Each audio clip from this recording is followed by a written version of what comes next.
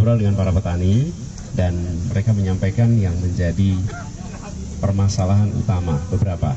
Satu adalah soal pupuk, kelangkaan pupuk, apalagi pupuk bersubsidi, dan mereka menyampaikan bahwa sebaiknya sudah harus ada langkah baru untuk memastikan bahwa terjadi ketersediaan pupuk sesuai dengan kebutuhan yang ada di petani.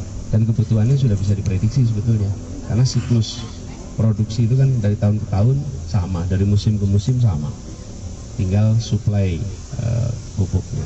Lalu yang kedua disampaikan juga di sini tentang pemanfaatan lahan.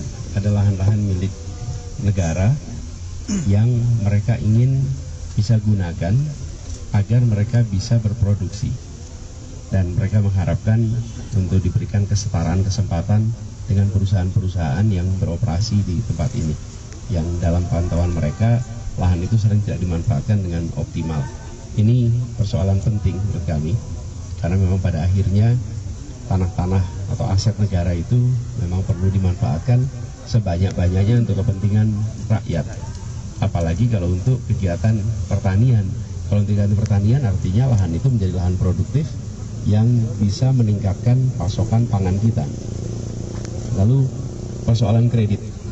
Kredit ini tadi disampaikan sulitnya untuk mendapatkan kredit, walaupun secara peraturan itu KUR tidak memerlukan agunan, tapi dalam pelaksanaannya mereka mengeluhkan bahwa KUR itu tetap mengharuskan ada agunan, dan ini kerepotan di lapangan.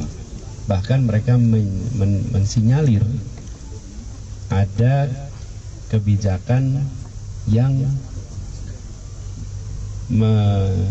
meniadakan sektor pertanian di dalam pemberian kredit. Ini sinyalemen yang mereka sampaikan. Jadi kami sampaikan juga kepada mereka, prioritas kita adalah reformasi tata niaga pangan, karena produksi pangan kita sesungguhnya baik, tetapi tata niaganya harus dikoreksi supaya petani mendapatkan harga jual yang lebih baik, bagi konsumen yang menggunakan hasil-hasil pertanian harganya juga bisa lebih murah. Amin. Jadi itu yang akan kita kerjakan sama-sama. Itu sebabnya di hari kedua ini kami sengaja datang ke Pangalengan, bertemu dengan para petani. Kami menyampaikan pesan bahwa persoalan pangan adalah persoalan prioritas utama kami. Amin. Itulah yang kami akan perbaiki sama-sama. Itu yang kami akan buat reform, sehingga harapannya nanti petani-petani bisa mendapatkan pendapatan yang lebih tinggi, tapi juga keluarga-keluarga yang mengkonsumsi dapat harga yang lebih terjangkau.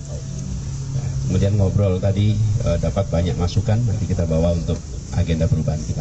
Itu sih yang kita obrol, gitu ya. Pak Anies kan selama ini kan selalu kontra dengan food estate dan mengedepankan pertanian kontrak. Nah, mungkin Pak Anies bisa menjelaskan itu secara implementasinya di depan petani-petani juga itu sebenarnya program itu seperti apa? Jadi yang disebut sebagai pertanian kontrak itu di mana mereka tetap berusaha di wilayah mereka, dan pemerintah justru melakukan intensifikasi atas aktivitas pertanian. Jadi sentra-sentra pertanian yang sekarang ada itu dijadikan sebagai mitra, bisa BUMD, bisa BUMN, bisa swasta, tapi pemerintah menyiapkan regulasinya sehingga memungkinkan produk pertanian mereka itu langsung bisa diambil oleh masyarakat yang membutuhkan lewat badan-badan usaha itu.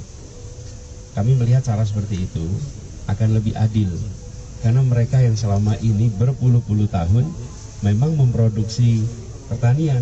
Kalau kita melakukan food estate, maka dana kita itu justru diberikan ke tempat yang baru, ke tempat yang dikelola oleh korporasi.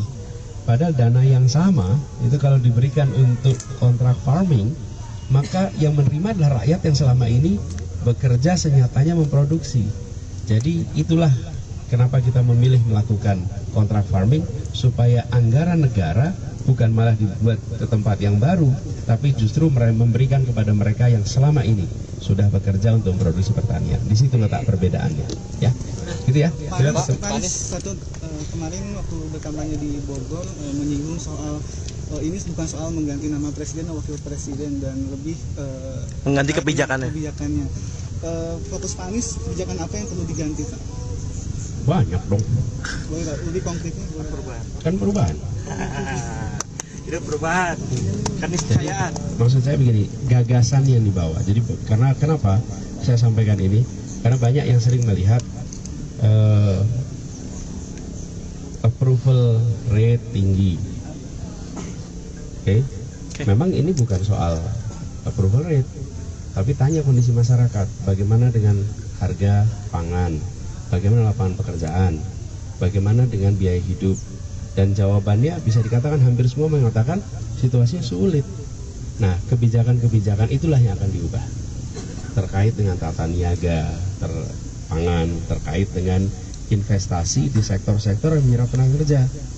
Investasi kita didorong tinggi, tapi di sektor yang tidak menyerap tenaga kerja.